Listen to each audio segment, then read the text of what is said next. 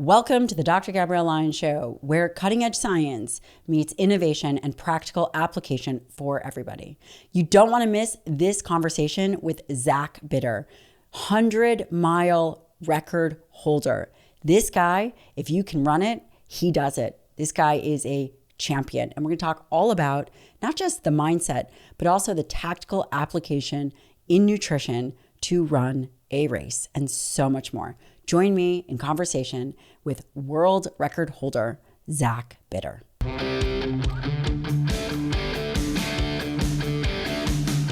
Zach Bitter, welcome to the show.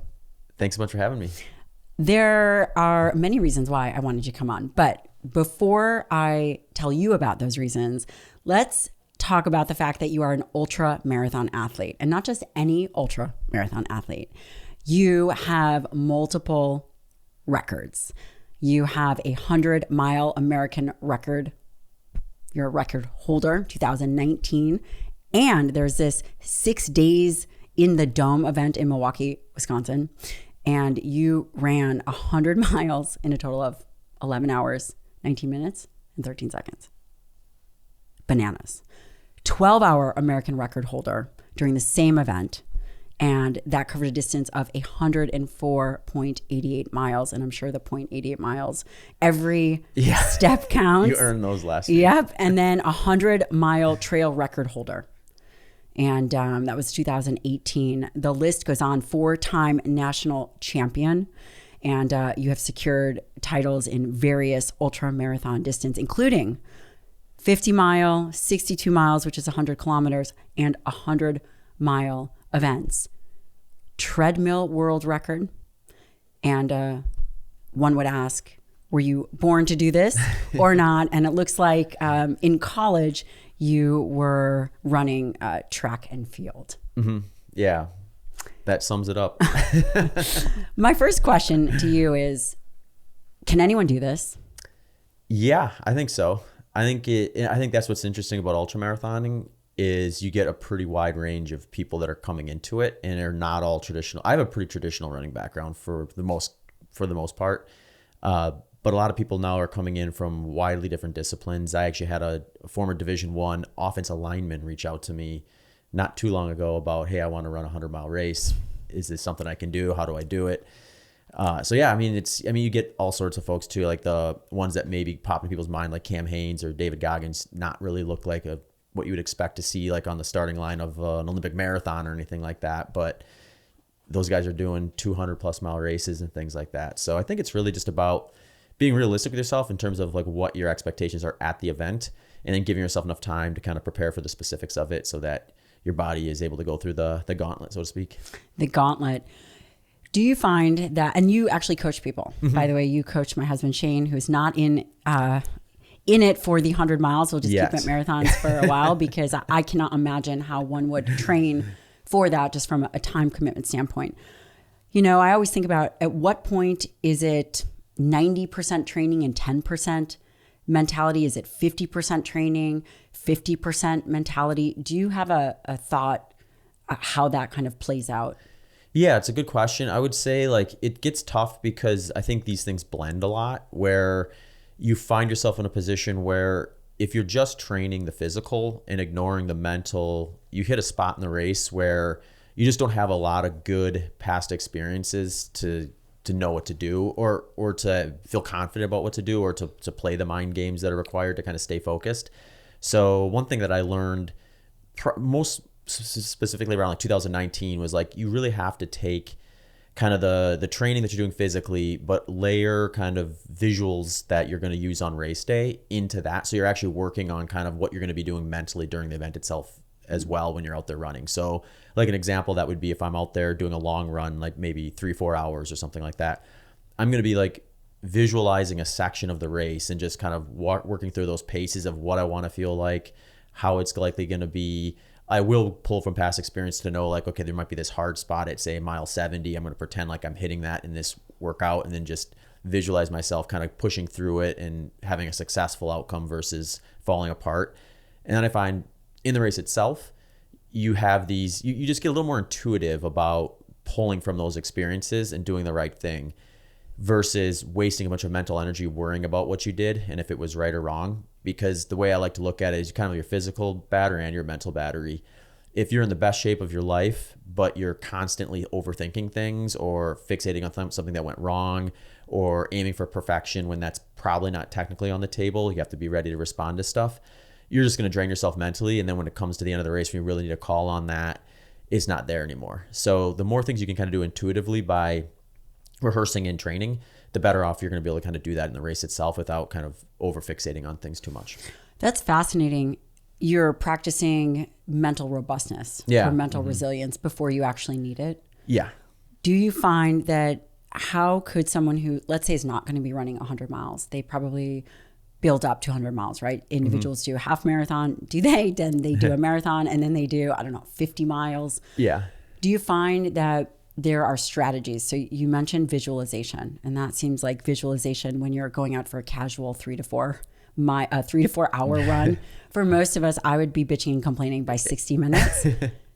What are some ways that people can mentally prepare themselves beyond visualization? Yeah, I think using your real life scenarios is helpful here, because most people I think do these things. They just don't necessarily connect them to ultra running or to anything else. But I think it can be applied where when you think about it, let's say you're at work and you get a work project, and it's not going to be something you're just going to sit down one day and finish. It's going to be something where you've got steps to it, and then by X date you'll have the finished product in hand. So in the back of your mind, this is what the finished product needs to be looking like when it's there. But there's all these components that I need to do in order before I can get there. So eventually you kind of just scaffold that out in a way where it's okay, well, today I do this in order to do what I'm going to do the next day. That has to get done. So I'm just going to focus on that and not really worry about those other things, even though they're there waiting for you. And that's kind of the same thing you want to do with an ultra marathon is know that you're doing the distance you're doing, know what you need to be doing, but also breaking it into chunks. And I think that's an experience that people probably have built into their life somewhere, anytime you're going to do a long-term project.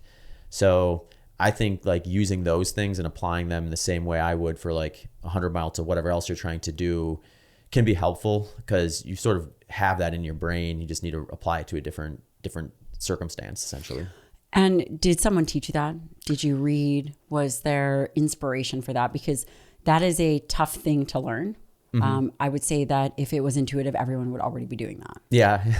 I think people, they just go through it mindlessly, essentially, because they learn it maybe without thinking about it. So I think that's what running has taught me too, is how you kind of connect those things.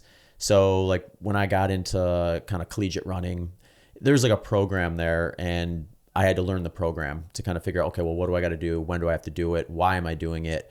And then you realize that none of these single pieces are really going to get you ready entirely, but it's the combination of all of them. And you start to see that process work by just improvement, essentially, where you start to trust it. And then I think you can start applying that to other areas. I think for me, it was probably unique too, because, I was in college for more than just the running side of things. So what did you study? I kind of switched around a little bit, but ultimately I ended up going into education with certifications for regular ed for social studies and history, and then also special education certifications. So I was what they call dual certified. So I kind of was all over with that. But what I learned from that too is at the beginning of the semester, you'd always get the syllabus, which basically outlined everything you'd have to do during the year. And then you had to kind of start figuring out, well, where do I put the pieces over the course of a semester to balance this properly so that I'm not doing too much too soon, saving too much for the end, and creating an imbalance in stress and expectations. So I sort of had that dual thought process going, both physically with the athletic side of things, but then also kind of cognitively with the academic side of things. And having that same process applied to two very different things sort of taught me, well, this is just an application that you can put on basically anything, whether it's your career, sport, hobby, you name it. So that's a lot of emotional intelligence is really what that sounds like. Typically when people do things that are really hard, they are trying to work something out. Do you feel like you chose running and this kind of extreme distance to work something out? Yeah. I mean, when I got into running originally, it was just sort of exploratory in the sense that I had an expectation from my parents, and that was that I'd be doing things and they didn't really care what it was as long as it was like I was being involved. So, there was the school structure stuff that was more or less mandatory, but then it was like extracurricular activities, whether it be like football, basketball, baseball, soccer, track and field, and things like that.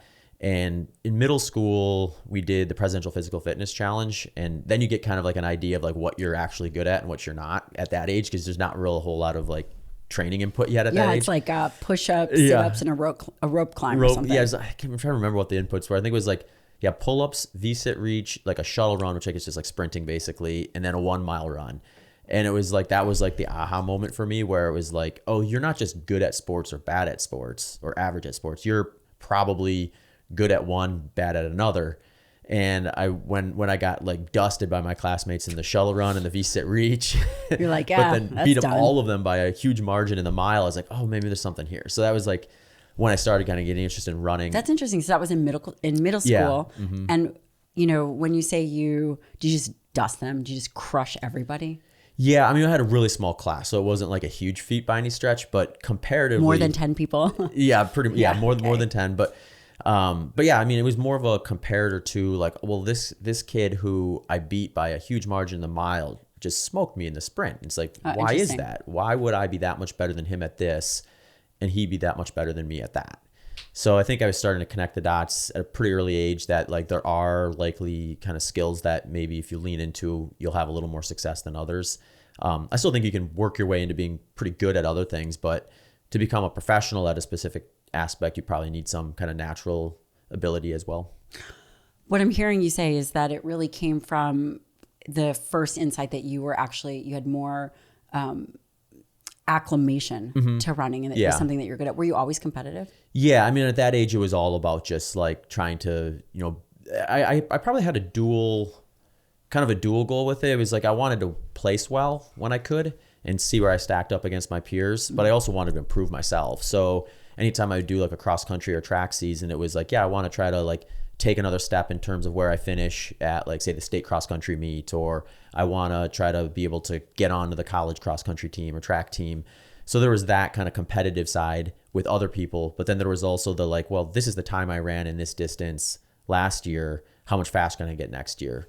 So I sort of grew into the sport with that competitive mindset of self-improvement, as well as how much can I improve comparatively. I always have this conversation with my friends and family because I have 2 little kids, 3 and 5, and one would always ask themselves, is it nature or nurture? Yeah. Are these attributes that individuals are born with, or are these things fostered? Mm-hmm. And I am telling you, and I've read a lot of Rich Divini's work, that I think that there is a natural, someone is born a certain way. They maybe have more competitiveness than another, or more courage than another. And it just sounds like from a very young age, you were very courageous and competitive. Is that fair to say? Yeah, I love sports from a very early age, and watching them, participating in them, like that was like a huge driver for me. I loved being active. I was really curious about stuff like that too. So, sports were just a great outlet for all of that stuff. And I think that, when the moments get really dark, I'm sure you have dark moments when you're running. Yeah. But see, now you're so seasoned that you expect them, right? I mean, would you say that the first 5 years, the dark moments, are they still as difficult as they were when you first experienced it? Yeah, it's interesting because I think it plays out the same way, where like you're going to hit, I probably had dark moments that were just as dark early on as the dark moments can be now. But now the difference is I can get further before they get to that. So it might be something where if I look at just the ultra marathon side of my running career, it's like I might hit like a low and then kind of concede and then have like a subpar finish to a race. Then I might have a race next year where I get to that point, push through, because the darkness wasn't quite as dark as it was the year prior. But I get that spot later on. You're sort of like inching things along a little bit in a trajectory where you are able to kind of navigate more of those situations over the course of an event, and that'll just get you to the finish line a little bit quicker. And then I think it compounds on itself to the degree too, where for me, I've got my best example is probably I was in really good shape for 100 miles in 2015. And I had this goal of breaking the world record for 100 miles at the time, mainly just because in 2013 I had broke the 12-hour world record and the 100-mile American record. And I was close enough to the world record. I was like, okay, that's a cool goal. That's something to chase. And I was in good enough shape to break the world record that day.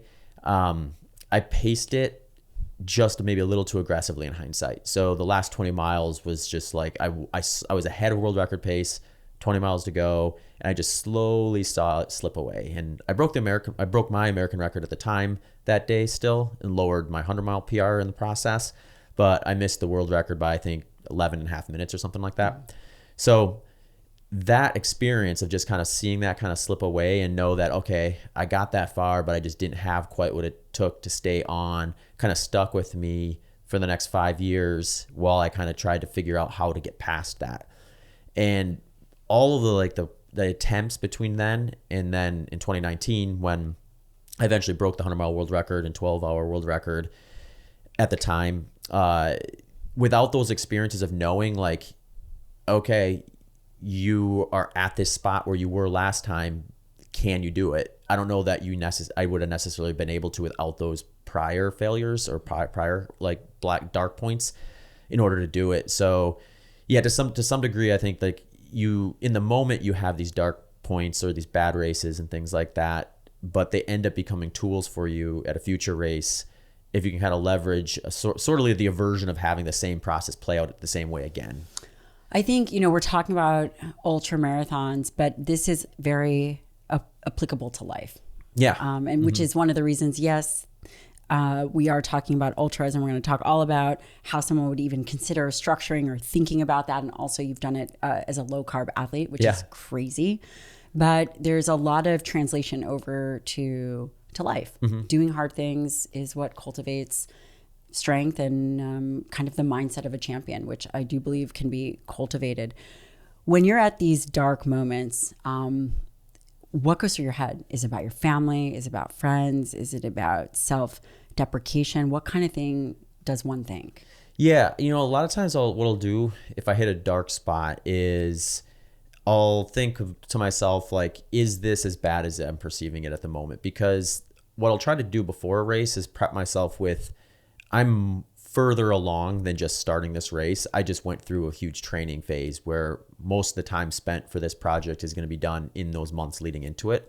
So if I hit a rough spot at, say, 60 miles into 100 mile, your mind wants to go to, this is impossible. There's no way I can do 40 more miles.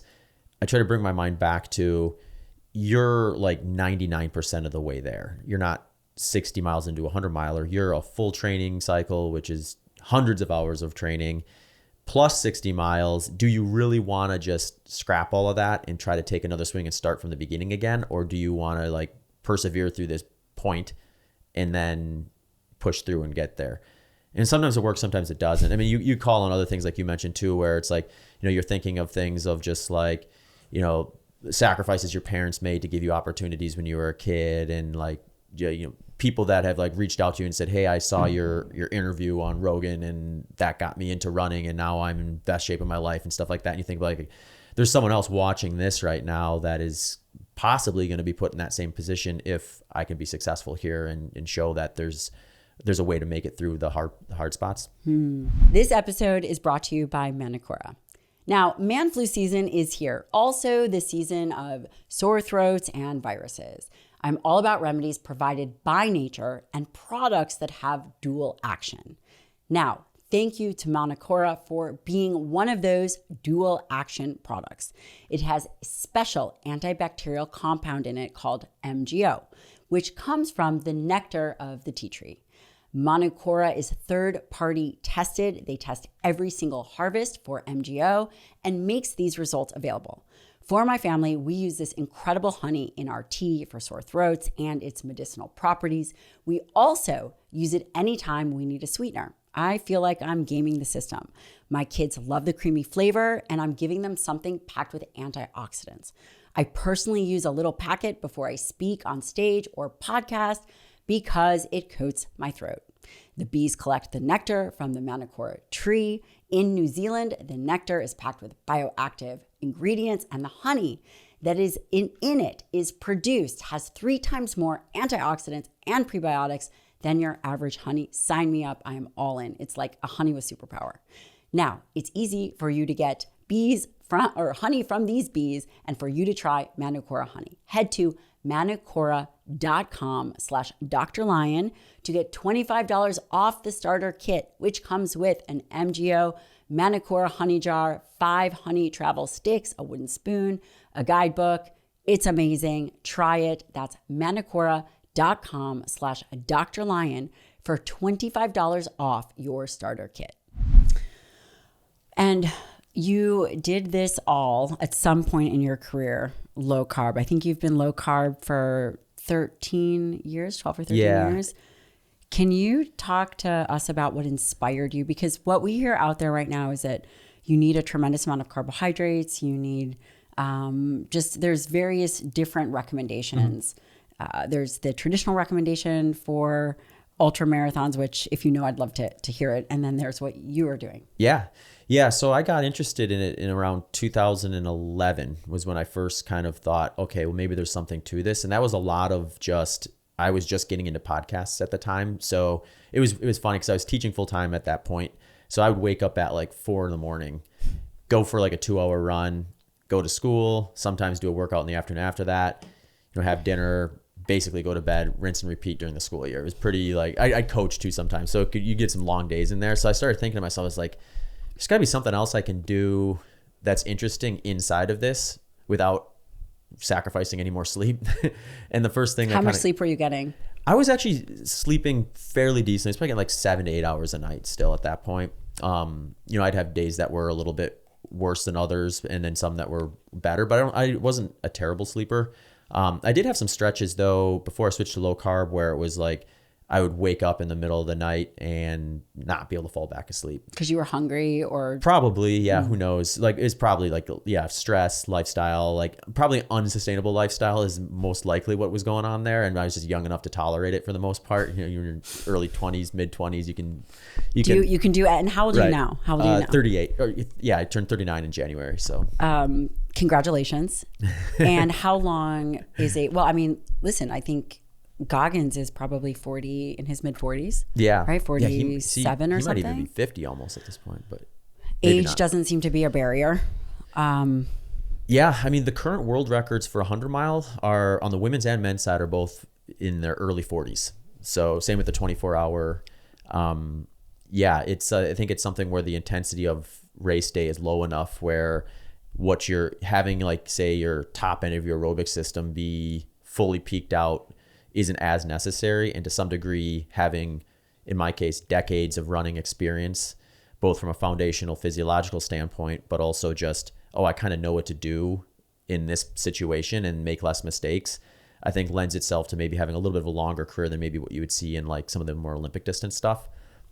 Whether that'll change when more competitive pressure comes into the sport or not is a big question, but I think like just based on intensity, you're probably going to see if you can stay healthy, a longer out game. It's interesting. And then I want to circle back to the low carb. When you say intensity, I'm just thinking, I don't even think my joints could handle that, right? Because, I'm curious as to if someone just starts running, right? I mean, the VO2 max or that cardiovascular output, I don't know, your pace was 6.5 minutes per mile for 50 to 100 miles. Mm-hmm. Yeah. So for me, that's probably like at the time, I think I'd done some tests in like optimal conditions and I was getting around like the really low 6, maybe occasionally popping into the high 5-minute mile pace, like right at my aerobic threshold.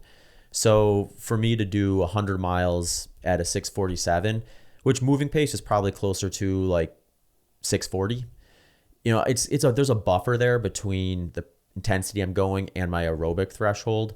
So I sort of have a sustainable energy system that I'm using for that. And then it's just about how do I prepare my body to be able to tolerate the pounding and those variables long enough to be able to still be doing it at 100 miles versus the wheels coming off at 80 or 70 or wherever they happen to do that. Tell me about your nutrition before you went on a low carb diet and then after. Okay. Yeah. So, I mean, I was doing pretty traditional endurance fueling. I started taking nutrition a little more seriously in college where I thought to myself, well, if I'm going to be doing all this work training and preparing, then I should probably focus on that side of things as well. So I did like basic moderate to high carbohydrate, lots of kind of like grains, fruits, vegetables, that sort of stuff.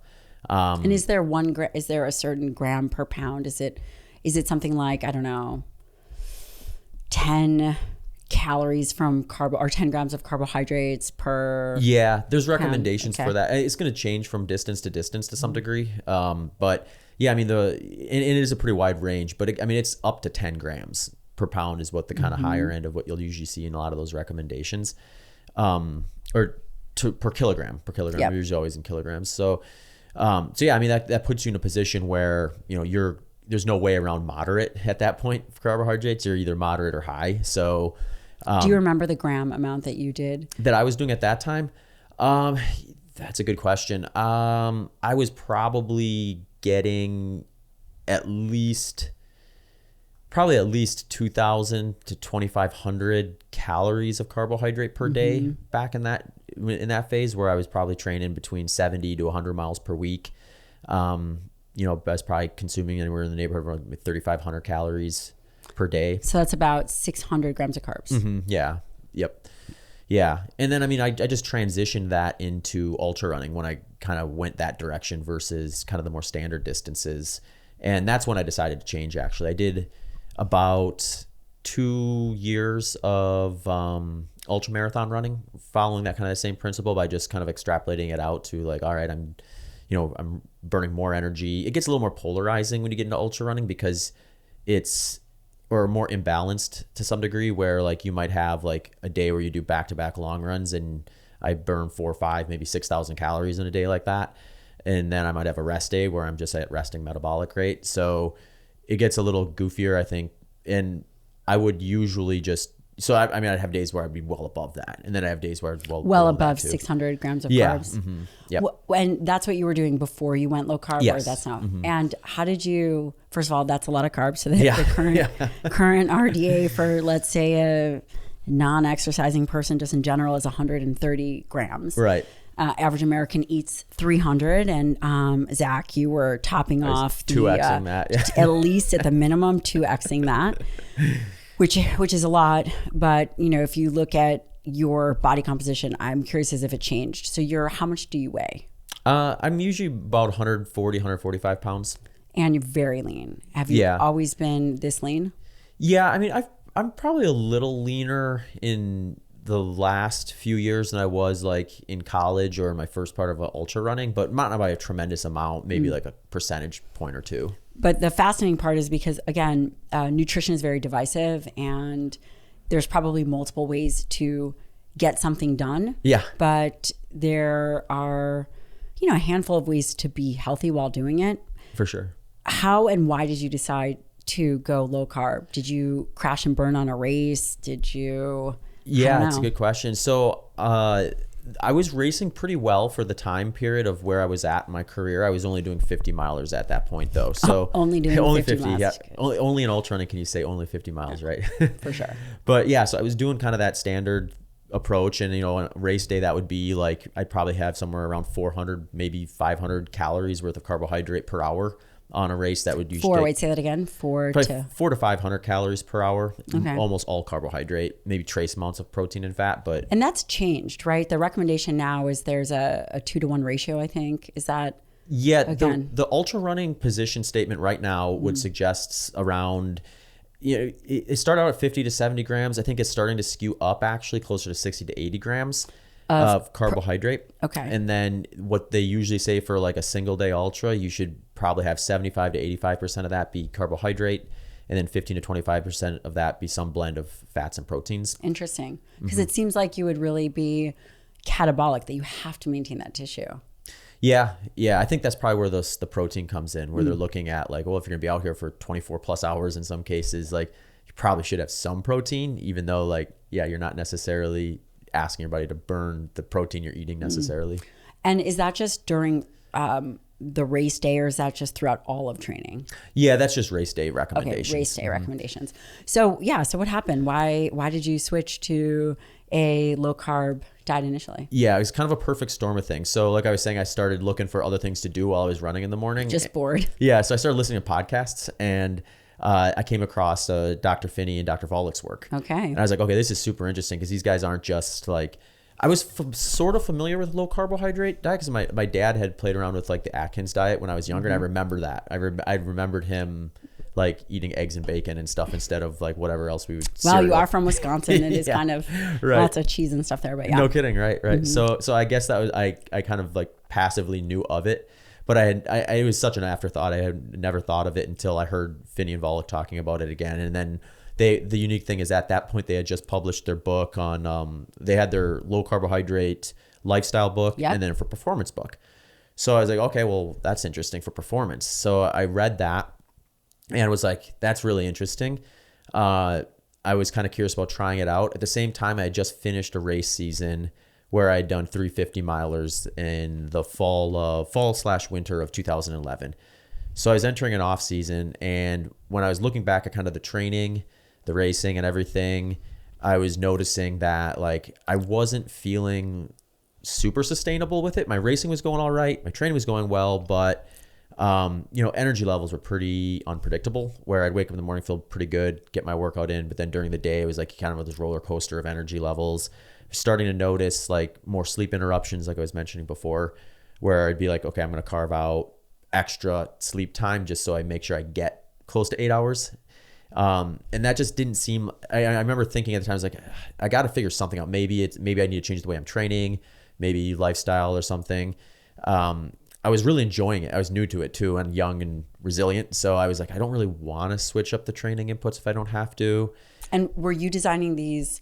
Because ultras at that time, I feel like it's a wild, wild west. Yeah. Yeah. I mean, it seems like back then, you say you're doing an ultra, and nobody knows what that is. Yeah, it's pretty much anecdotes in terms of like how to prepare, how to race, and everything. There wasn't even a position statement at the time for fueling necessarily. So yeah, so it was like a lot of curiosity was kind of the name of the game back then, because you kind of had to.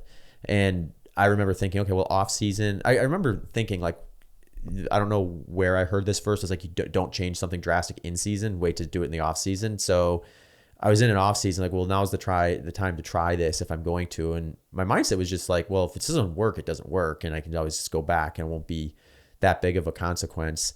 So I went like pretty strict ketogenic for about a month during my off season. And for the listener, that's 70 to 75% fat? When you say ketogenic for at the time, I was just trying to get under 50 grams per day. Okay. But yeah, technically it was like a 4-to-1 fat to protein ratio is a pretty good target for someone who wants to do kind of a strict therapeutic ketogenic diet. So like that was my first, I dove into that, and I actually felt pretty good pretty soon. Like I didn't have like a crazy transition phase, like what you sometimes hear. And I think some of that's just because I probably had quite a bit higher than average fat oxidation rate capabilities from just the endurance training, because that's a driver in and of itself. You can be on a high carbohydrate diet, introduce endurance training, you'll improve fat oxidation rates. In fact, that's one of the arguments against low carbohydrate. They'll say you don't need to do that because that lever is being pulled enough with training and the lifestyle. But at that time I was curious, wanted to try it. I did. And I started feeling better in my day-to-day life pretty quick, like within a week. Started sleeping through the night. Some of that might have been because I was facing an off season too, but it sort of continued into when I started training specifically again and adding the structure back. So what was, when you were doing the ketogenic diet, that was for a month, were you still training? So is your off season training just a random marathon type of a situation? It was a little lighter. I basically just had no structure. So if I felt like running, I'd go for a run. And if it was no fun at a certain point, I'd stop. I didn't force myself to do anything. So it was like maybe a couple of weeks off from running entirely. And then a couple of weeks where I was running like maybe at like 50-60% volume of what I normally would do. Which would be, what would be a normal volume? 75 miles? The best way to probably think about it is over the course of a year, I probably average about 100 miles per week, maybe a little under, a little over on big years, a little under on lower volume years. Did you ever worry about cardiomyopathy? No, I probably should have. But I know a doctor for that. We can check you. Because that's one of the biggest things that we hear, is that just don't run more than X number of miles Yeah. per week, but you don't worry about that. And do you guys hear about issues with that within the sport? Yeah, it's not something that's not talked about. I mean, you hear there's a lot of debate around it, whether it's like, okay, yeah, there's a risk factor here, but is it a risk factor above and beyond what a typical person's going to do? A typical athlete, maybe. Yeah, a typical athlete's probably a better comparator. I mean, there's just so little research on ultra runners. It's like, who knows? I know. So again, looking at the data here, there's just not a ton of data for ultra marathon runners. There's much better data for like marathon runners. Yes. So we tend to kind of extrapolate out to similar lifestyles when we can, or triathlon is another one where they've had a lot of funding in the past. Pro cycling is another one. They've had a lot of funding in the past. So I think we, as a community, we usually pull from a lot of those areas when it comes to these things. And yeah, I mean, so I think anytime you're going to do something a little bit crazy, like run an ultra marathon, you're probably... Or have kids. Yeah, right, exactly. There's going to be some risk factors involved. So the way I look at that is like, I'm not of the mentality of like, I'm going to try to live to be 100 or whatever. I'm not looking to die early if I can help it, but I'm also looking to enjoy what I'm doing while I'm here. So to a large degree, it's like, how do I make this... how do I lower all the other risk factors as much as possible in the presence of a lifestyle that is probably excessive? And wherever that trade-off lies, it lies, I guess. So, I mean, it sounds good to me, because I think that, you show me a life where someone has really felt that there's a ton of meaning. It's never easy. Right. Mm-hmm. It just isn't. Yeah. And you can define your hard, whether it's physical, mental, whatever it is. Yeah. But I would say a life of meaning is definitely one with challenges, whether you take yourself to the challenge or the challenge comes to you. It is about, I think the human spirit thrives on adversity. Sure. Whether self-imposed or otherwise. Mm-hmm. I cope too, because there's like 80-year-olds in the sport. So I'm just like, oh, well, that's... That is, are there really? There's only 3, right? There's only 3. The funny thing is, I did the 100-mile U.S. road championships a few years ago. And one of the big storylines that year is because they have their age categories too, where like you can compete outright and then you can compete for your age group. The age group for 80 plus that year, there was 4 guys in it. So it's like you could finish 100 miles at age 80 and not even be on the podium for your age group in that particular event. Unbelievable. Yeah. So unbelievable. So you transitioned the first month. You felt pretty good. Yeah. Mm-hmm. And then what happened? Because this is counter to anything. It's breaking all the rules. Breaking all the rules.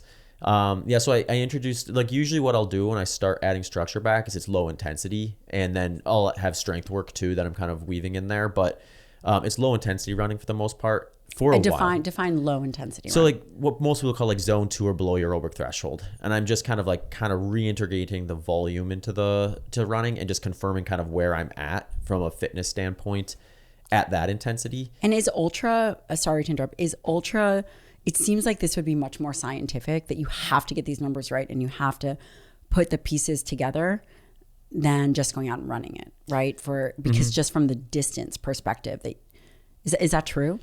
Yeah, to the degree that we can. I think even running in general, there's a lot of theory versus hard, firm facts in terms of proper ways to go about things. So there's things that I feel more comfortable or confident in that's just been sort of standardized over the years that I would be surprised if we find out like a decade down the road, oh, that was a terrible idea and you should be doing it completely differently. I think some of that stuff is there, but there's a lot of wiggle room within it. And the way I usually look at it from a philosophy standpoint is rule 1 is you want to be a very fit runner. Like you don't necessarily want to be like someone who has like a speed or strength deficiency to a high degree at the expense of just going out and doing like ultra marathon specific stuff all the time. What do you mean by that?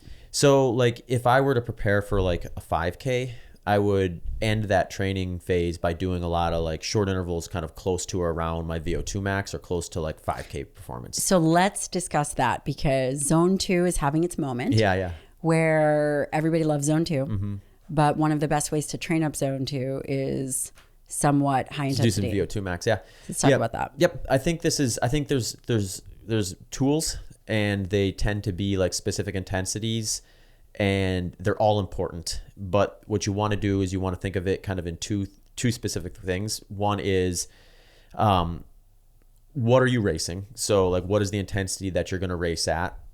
and then ordering kind of those intensities that you do in an order of least specific to most specific. Least specific to most specific. Okay, so give me an example of that. Yeah, so like for 100 miles, most specific would be kind of like that zone 2 and below for the most part. So that's going to be like your long runs that are done at kind of goal race intensity. And then least specific is going to be like your traditional VO2 max workout, maybe like a 4 minute by 4 minute, or 4 minutes on, 4 minutes off at your VO2 max, something similar to that.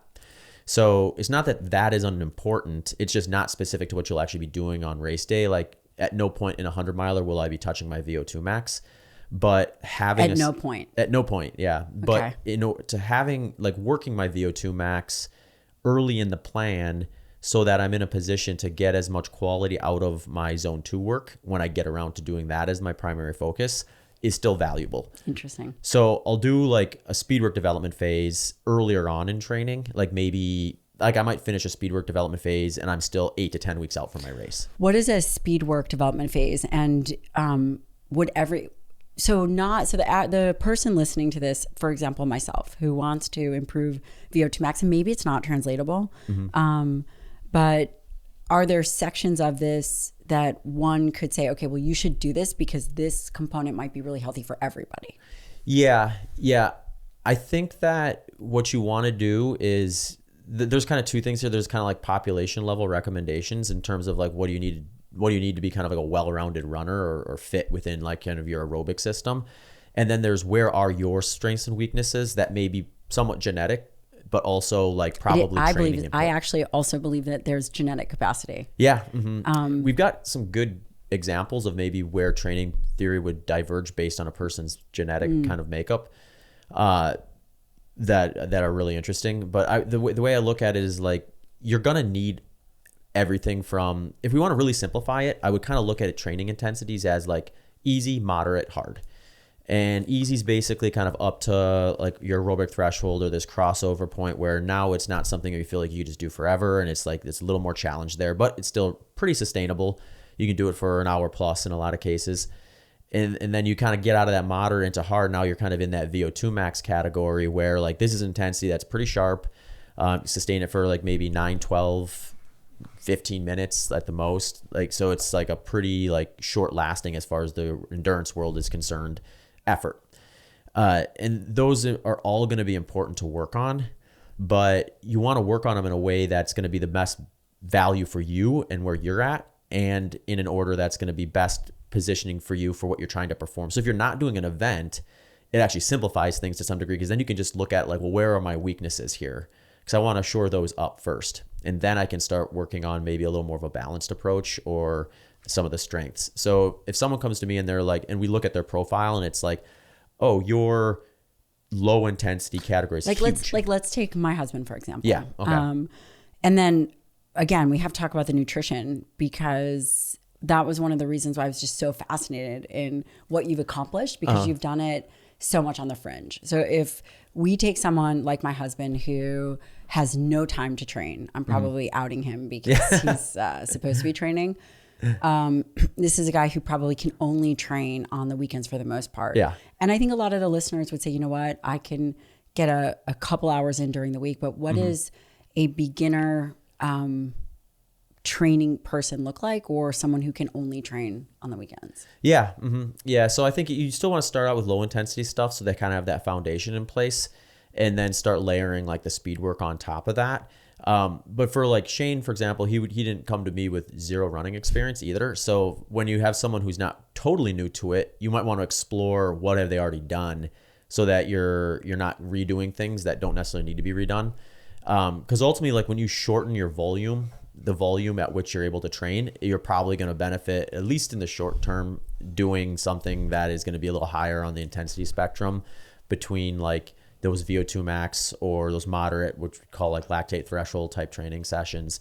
So for Shane, Shane's actually really unique because he's moving a lot at work. Yeah. He's not sitting at a desk. And so do you track movements when you're working with clients? You want to figure out how much they're actually moving? Yeah, because you get some interesting ones. I had a guy once who he would cover almost 60 miles a week just going back and forth between his truck and freezers and restaurants because he was delivering stuff. And he's like, okay, well, we don't need to do a ton of zone 2 work for you. Like we're better off doing kind of long intervals and short intervals at moderate and high intensities because that's what you're lacking.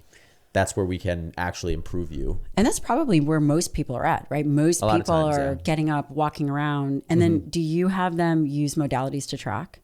Yeah. A lot of times it's just wearables like GPS watches and things like that, or Apple Watches in a lot of cases if they're not runners.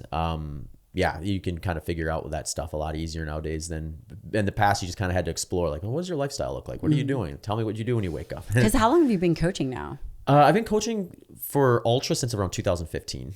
Okay. So almost 10 years now. Yeah. Hydration is key, especially in winter. And if you're anything like me, straight water can be a challenge. But electrolytes like sodium, potassium, and magnesium are essential. And that's where Element comes in. As a busy professional, I need something that not only hydrates, but also supports my energy levels throughout the day, because God knows I need more of that. Element is a perfect mix of essential electrolytes, and it's super convenient with its travel-friendly packet. Single serving packets, no more dehydration headaches, no more muscle cramps, and of course, no more mess. Why I love Element? Well, it's packed with electrolytes, convenient, delicious winter flavors. These are hands down my favorite. And of course, winter hydration. Here's the deal. You'll get a free Element sample pack with any order when you purchase through my link, drinklmnt.com/Dr. Lyon. And it's risk-free guarantee. Not loving it? No problem. You can give it away and get your money back. That's drinklmnt/Dr. Lyon. When you take someone who is, okay, so we'll go back to my husband, Shane, who is actually moving a lot, you would say that, and for the listener, that they're already doing probably a lot of zone 2. Yeah. But low volume. Yeah. So, and I get that a lot too with ultra runners coming in, because a lot of them they're running ultras for a reason. They like that workout, right? They like to go out and run long on the weekends and just cruise forever. They definitely don't have kids. You're right. They don't have kids. Or jobs. Probably no jobs. Or they get a really nice stroller to push and bring the kids with them. But yeah, so a lot of times then I think it's like, we're going to improve you by not doubling down on something you've already exhausted. Because a lot of times they're out of time too. Like, Shane's a fairly unique situation, but like, say they're training 10 hours per week and it's all low intensity.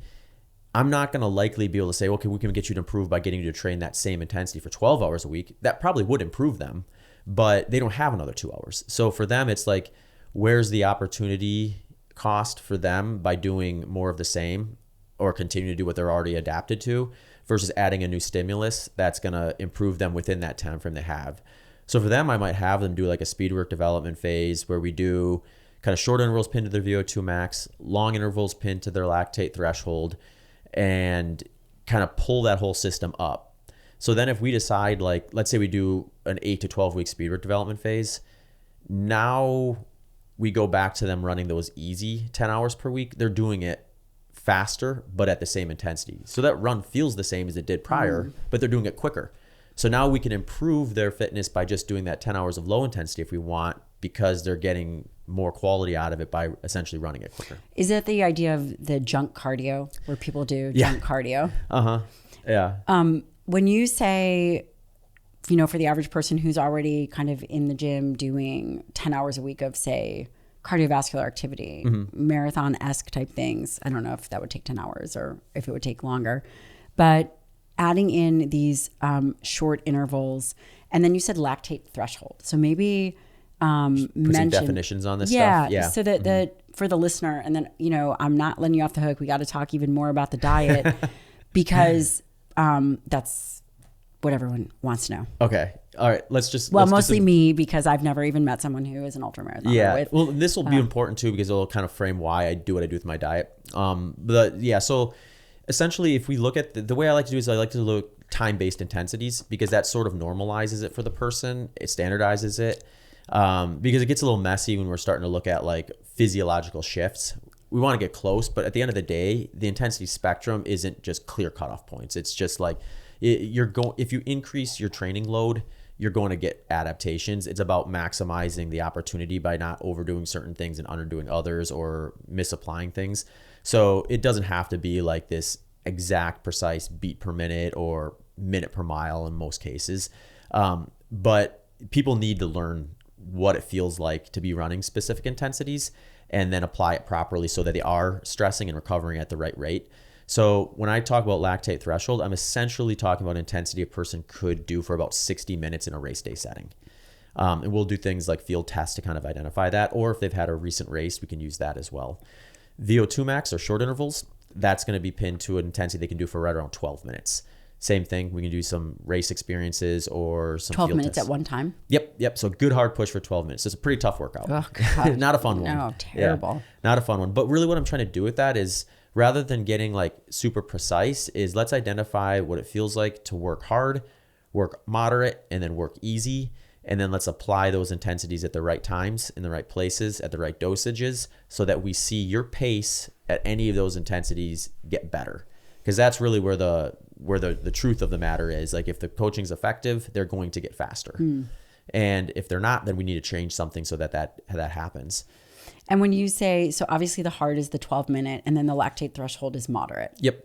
And then easy would be just go have fun, do whatever you want. Yeah. So the way I like to do it is, like, when I'm doing short intervals, it's usually a 1-to-1 work to rest ratio. So that can be a lot of times between 2 to 4 minutes, where it might be 2 minutes on, 2 minutes off, 4 minutes on, 4 minutes off. But they're doing that harder intensity at that 12-minute pace. And then they're taking a real easy in between that. So they're feeling ready for the next one. The long intervals, since it's a little bit lower on the intensity spectrum, we go 2-to-1 work to rest ratio. So for every 2 minutes of work, 1 minute of rest. So that might be like 8 minutes on, 4 minutes off, 8 minutes on, 4 minutes off.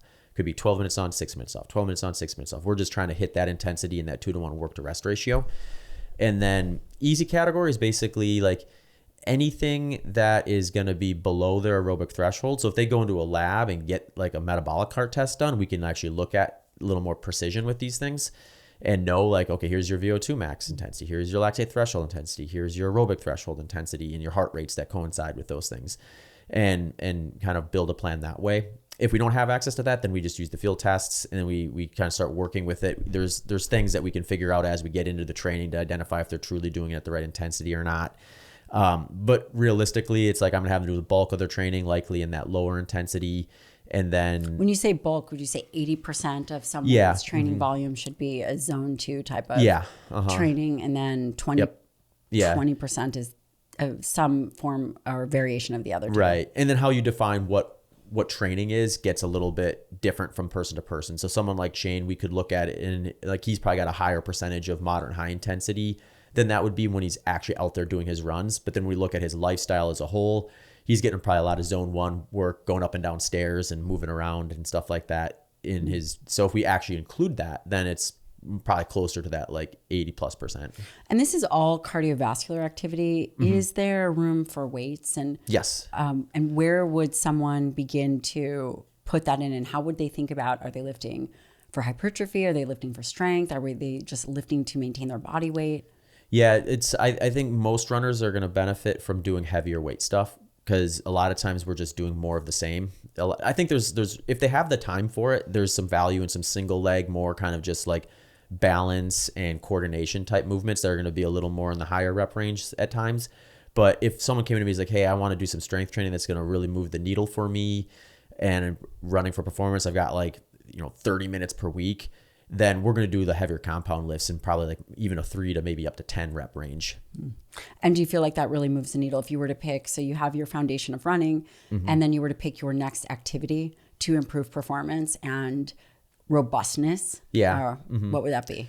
Yeah, I think so. I think like and this is where I like to use off season a lot of times, because usually then you have a little more time because you're not doing as much running, and then we can lay a foundation where they're going into their training stronger and with a little more power than they would if they didn't do it. And then just probably be more durable. So then really at the end of the day, consistency is probably the biggest indicator of improvement if you span out long enough from a timeline.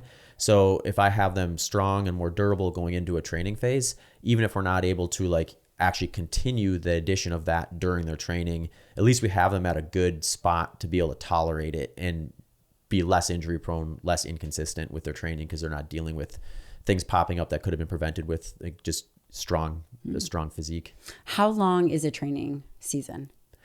It can be as long as like 24 weeks if they have a lot of like upfront aerobic stuff to develop. But if they're already done that, if they've like, I've been running a ton, I just haven't done anything specific, 16 weeks is usually enough to do a speed work development phase and then a peaking phase. And how many races would someone run? So it's different, right? If you're going to run an ultra marathon, how many ultras could one run in a year versus 50 versus a marathon? Yeah, I think realistically you can probably do like 2 or 3 at a really high caliber, like where you're really going to the well and just wringing yourself dry.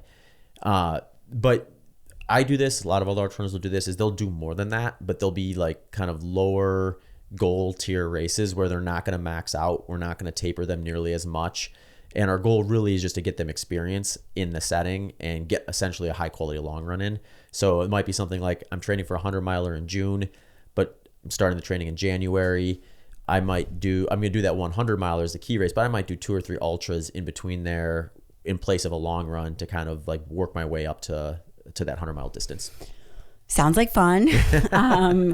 Tell me about how you think about, again, nutrition, because to run that, there's a lot of skepticism, even right now, about low carbohydrate diets and maybe even low carb in performance. And then, of course, low carb in health and wellness. Yeah. Yeah. So when I got into it, it was very kind of stigmatized in the endurance world. Like you didn't hardly see anybody doing it, not even in ultra running, barely. There was a guy who was actually like really doing well at the time, Tim Olson, who was kind of skewing more lower carb. So there was some examples out there, but it was very rare. You certainly weren't seeing it at kind of Olympic distance stuff. Carbo loading was all the rage. So I was definitely kind of out on an island to some degree with that. So at that point I was probably a little more like activist based with it, because I was like, okay, I found something that worked for me.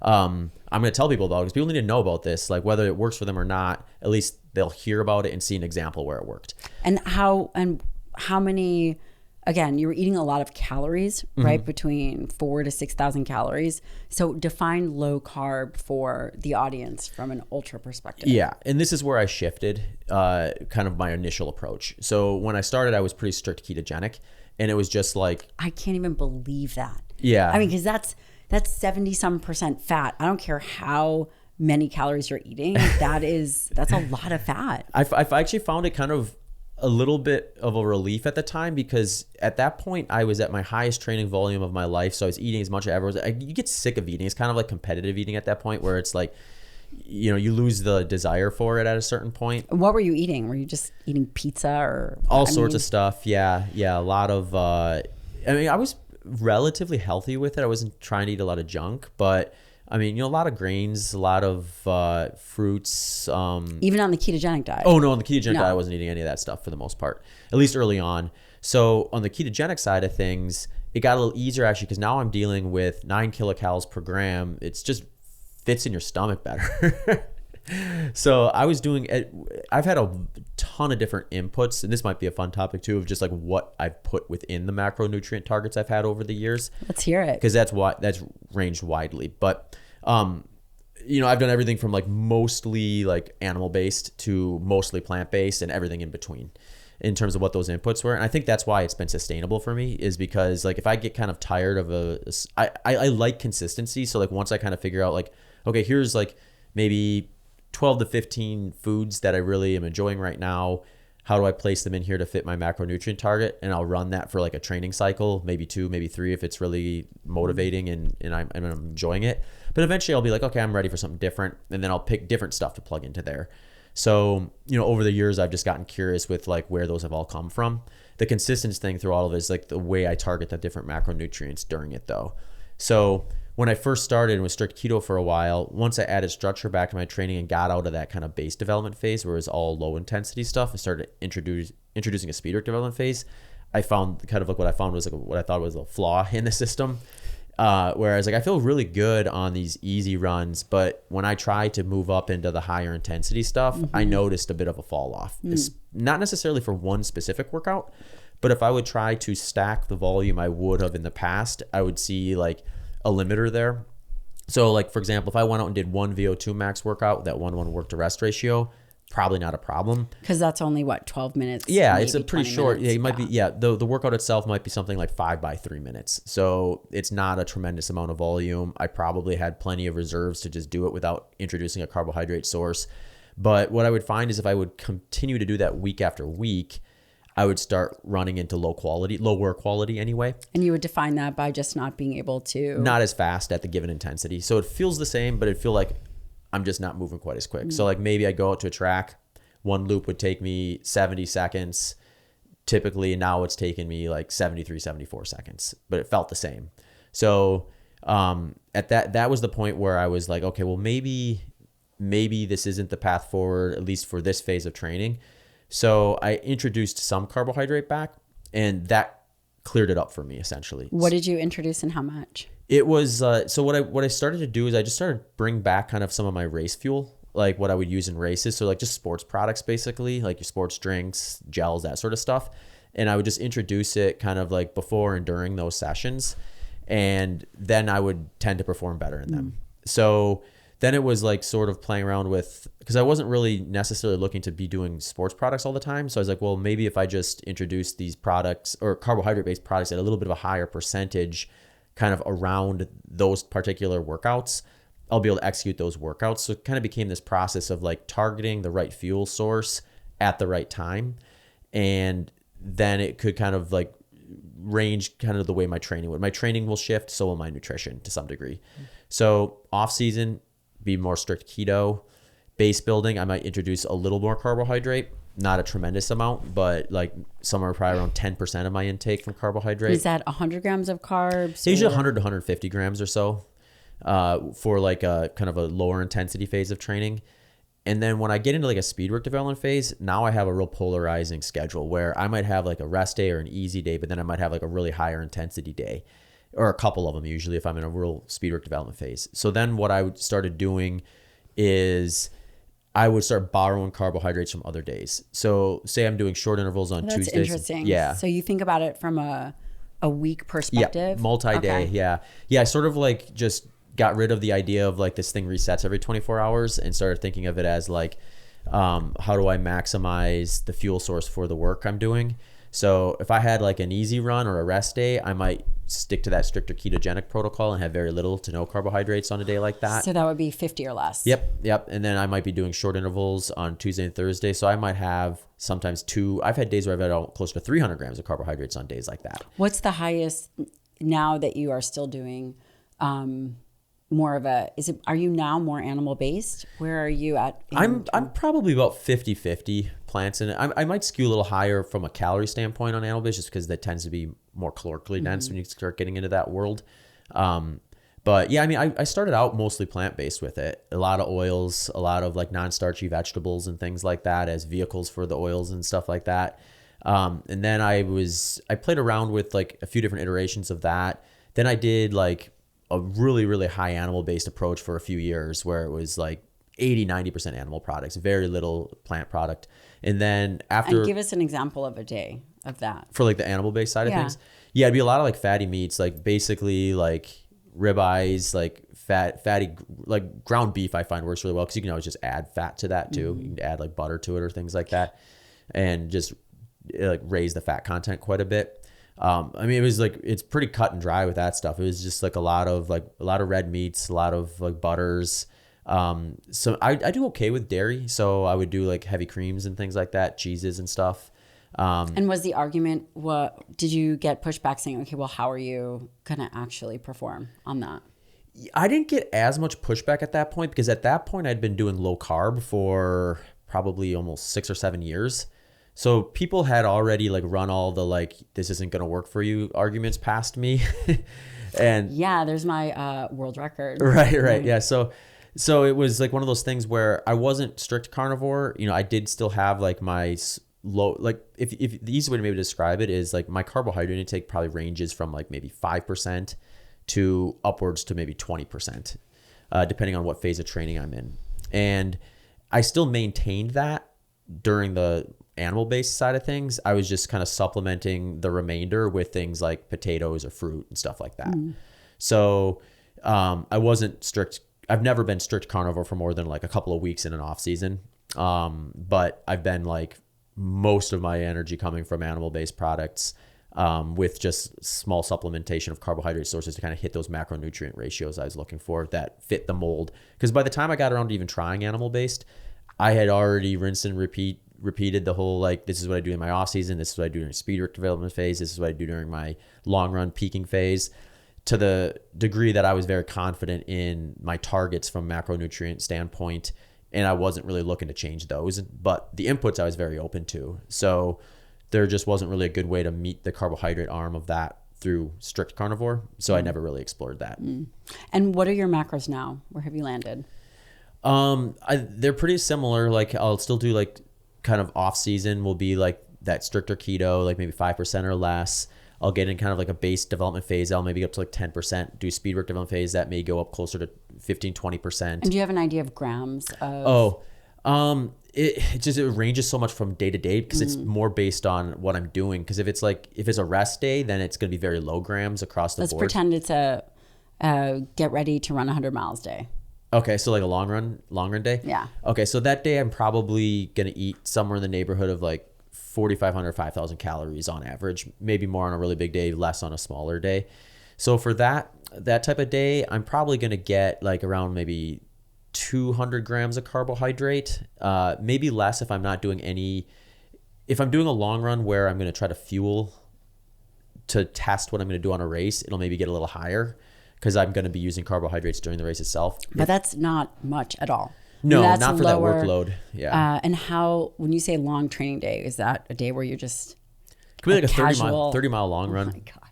And you're doing that on casual 30 mile run on a 200 grams, roughly 200. Yeah, 200. I mean, there might be a few where it's higher. Like I've done some tests. I did a 3-week phase where I tested a little more strict with just like blood ketones and things like that, where I also tracked the macros to try to like figure out like where these like points of like dropping my blood ketones would occur and things like that within the lifestyle. And I mean, I had a couple days there where I was up to 200-300 grams of carbohydrate, and my blood ketones, I was testing them 2 to 3 times a day for 3 weeks. I only had like 2 data points that were below 0.5 millimoles and a bunch that were like at the like 1.5 to 2.0 range. So you still had, so basically what you're saying is you were still you're not in a fasted state, but you were still ketogenic. Right. Yeah. And we see this even with high carbohydrate athletes too. Like if we get a high carbohydrate athlete in the right context, we're going to see blood ketones in their profile as well. Mine are just probably going to be higher. And then what about the protein? What roughly your grams of protein that you're using to maintain? Protein stays a little more constant, where I'm usually trying to get about a gram per pound of body weight. I would have guessed that. So 150 or so. Yeah. And sometimes that's actually like sometimes the harder part to some degree when you're doing the animal base, because it's almost too easy to get more than you need when you're doing what I'm doing. Because like most people that are doing the gram per pound approach that are consuming 4,000 or 5,000 calories a day are going to be like bodybuilders and powerlifters. So like, they probably weigh twice as much as I do. So their protein targets are twice as much as mine. Whereas I have the same energy expenditure as them, but half the size. So I have to be a little more mindful not to overeat protein in some of those phases. Because it crowds out the macronutrient requirement from other things. Yeah. And then fat, do you find that you need a certain amount of fat? I mean, obviously to hit the target. And do you care where your fat comes from? Yeah, it's a good question. I don't care so much where it comes from. I mean, I'm aware of kind of like, I guess the risks, the pros and cons of all of it. It's the way I usually look at it is like, if you take any fat source or any food for that matter, there's going to be things that it's probably better at than others and there's going to be things that are going to be a risk for those. But at the end of the day, you got to eat something. So for me with fats, I call myself kind of an equal opportunity fat consumer where poly, mono, saturated, I eat them all. And usually it just depends on kind of the preferences that I'm building into the kind of what I'm gravitating toward for that particular training cycle. So obviously during the animal-based phase, it was very high saturated fat. During the more plant predominant times, it was very, very high, like mono and poly and saturated fatty acids. And did you get any pushback? I mean, I know maybe not, but say, well, listen, what about your glycogen stores? How do you replenish your glycogen stores, which is the storage form of carbohydrate, to go out and perform any kind of endurance activity? Yeah. I mean, I just usually say, look, if I'm hitting the workouts, I don't really care about what's going on inside because we don't necessarily know. Well, we do to some degree. I mean, I was part of the FASTER study. So tell me about that. What's that? Yeah. So it was a study where they took 10 ultramarathon athletes that were low carb ketogenic and 10 that were high carb. And they sort of ran them through the same testing protocol to just tease out like what was going on differently. And what they noticed with that was that when they tested the low carb ketogenic diet athletes, we all kind of arrived at the same glycogen stores at the end of the training sessions. It was just the high carb were burning through a lot more of it when they were doing the workout, and the low carb was burning through way less of it. So the relative dip was pretty similar. I don't think it's problems with the methodology of the study. I have problems with extrapolating that out as holistically, because by that logic, I wouldn't have to come off of a ketogenic diet. You know, I could just always stay ketogenic. I don't think that's necessarily the path to optimal performance for what I'm doing. Do you think that there's one diet that works great for everybody based on what you've seen? Because you've been coaching for almost 10 years. No, I don't. I don't. So Matt, my producer's Twinkie diet is there's potential there. He's on there. If you can burn it, you can tolerate it. There's potential there. Yeah. Yeah. Here's what I think. I think there's going to be, I think lifestyle's going to play a huge factor here. So the way I look at it is if I wanted to maximize my potential as a 10K runner or a marathoner, I would have to probably change my diet. In what way? I'd probably need more carbohydrate. And why?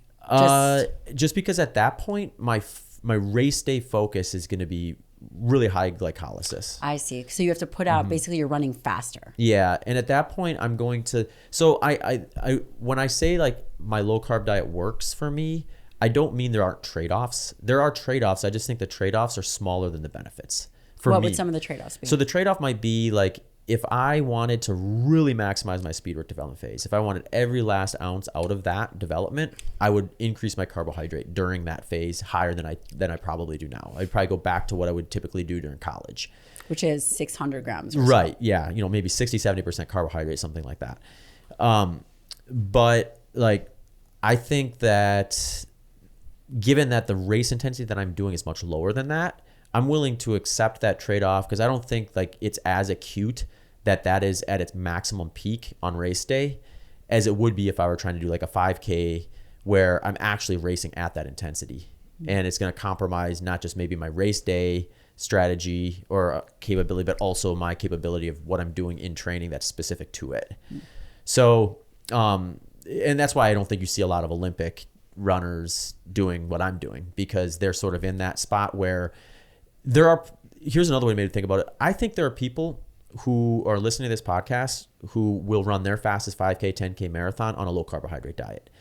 But it's because for them, when you add up all their unique variables, the variables that improve when they're on a low carbohydrate diet outweigh the variables that would be detrimental to their performance improvement. What would be, give me examples of that. I think a lot of it's probably just in sustainability of the diet approach. So I think for most people, the biggest question they should be asking themselves is, which diet am I able to pretty easily stick to, where I don't feel like I'm forcing this, I enjoy it, I don't get like weird hunger pangs, like I'm sleeping and recovering well with it.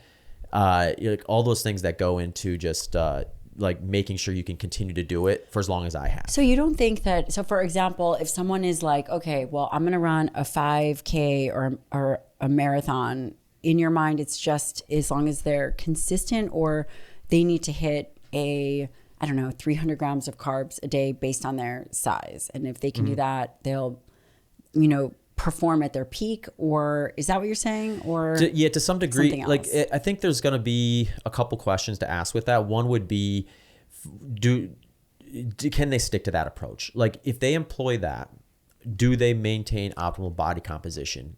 What is the optimal body composition for I guess an endurance athlete? Yeah, for an endurance athlete. Yeah. But that would be a difficult question, because 100 miles is way different. Right. There's going to be a range, but for like men, it's probably going to be like 5 to 10% body fat or something like that. Maybe even a little higher. What about women, you think?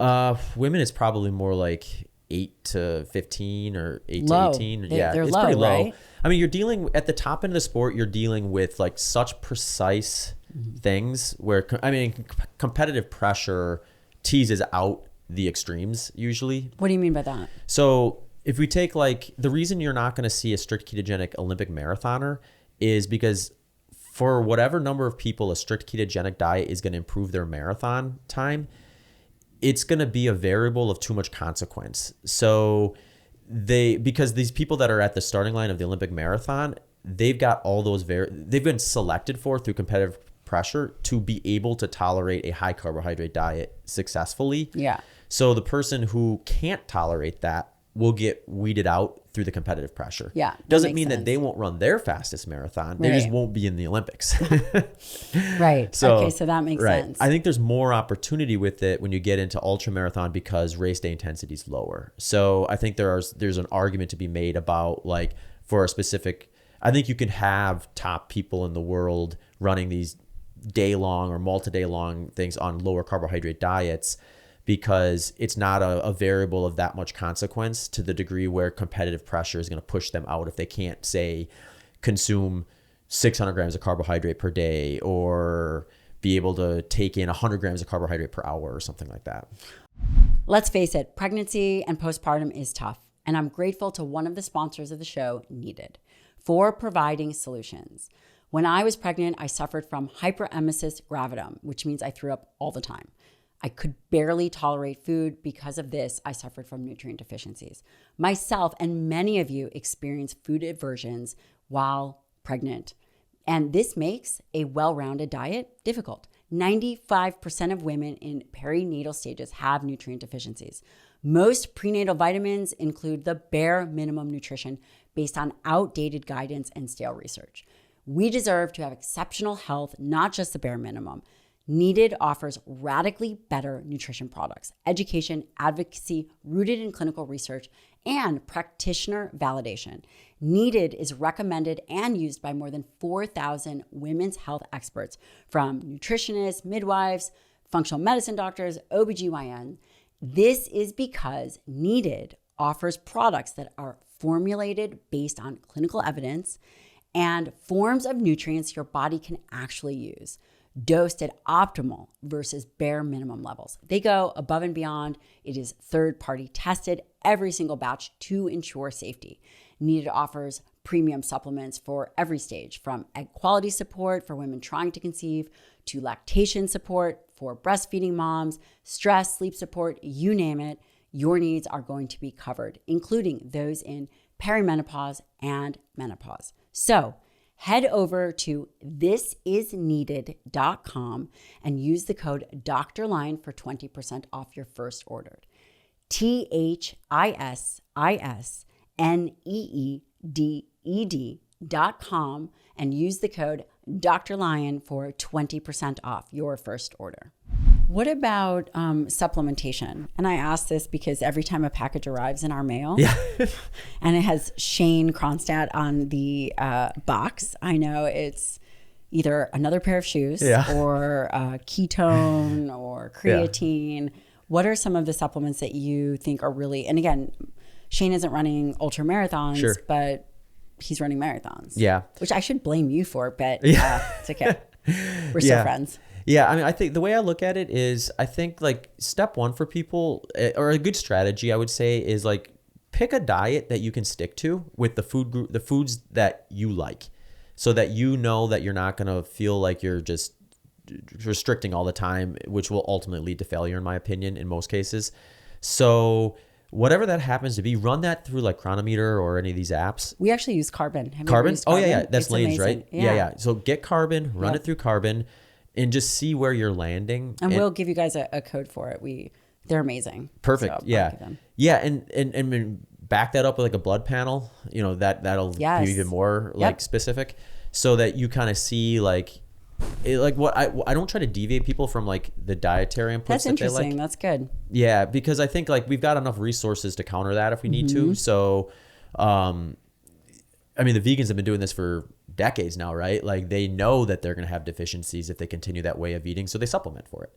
So I think supplements play a role in that, where it's like once you find an input that works for you, don't fight that if it's going to make if the new inputs are going to check your micronutrients but make the diet less appealing to you.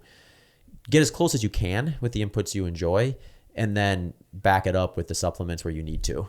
And what kind of supplements do you, so basically what I'm hearing you say is your thoughts on supplements is really the micronutrients, or do you think there's Oh, yeah, benefit there's for, others. for creatine or Yeah. urolithin A or omega-3 fatty acids, Yeah. vitamin D. What are your go-to? Yeah. I mean, creatine's probably the most proven in research. So, Do you recommend that, or are you? yeah, I'm actually testing. I mean, I've done creatine and I've come off of it in the past just to kind of see. And like right now, I'm trying it again. So At what gram? I started at 10 grams and I just pulled back to 5 grams because 10 seemed like a little too much. I got to day 4 and then I had a digestive issue. So I was like, okay, 10 grams is And maybe. he was on a plane, Right, friends. yeah, That was the end of thankfully I his was at creatine home. experiment. Yeah. So I pulled back to 5, but I just did a podcast on this with, do you know Brady Holmer by any chance? I don't. Oh, he's great. He's got a really good Substack and he gets into all of the weeds with this stuff.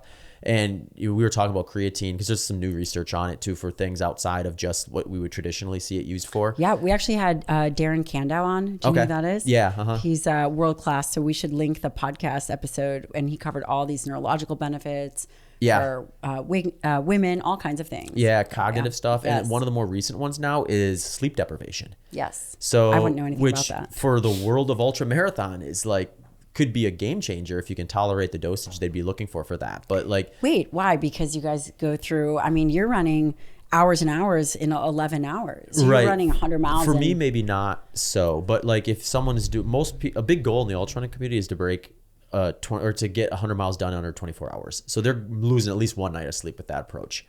And then you get into these multi-day events too, where like sleep deprivation is going to be a huge component or variable that you're going to have to tolerate. So if creatine can help navigate that. How come you could do it? How come you could run 100 miles in 11 hours? Probably 2 decades of running. Okay. and I mean, a little bit of natural. it's extraordinary. Yeah. I bet you if we, I interviewed Allison Brager. Do you know who she is? She's military, and she believes, at least the data that they're seeing, that there's certain genes. So they took a select group of rangers, and it was those rangers all had the same, there was a particular gene profile. Sure. I would be shocked if you There's an had ultra runner something gene. different. I would probably skew heavily towards it if there is. Yeah, I mean, it would be amazing. So creatine.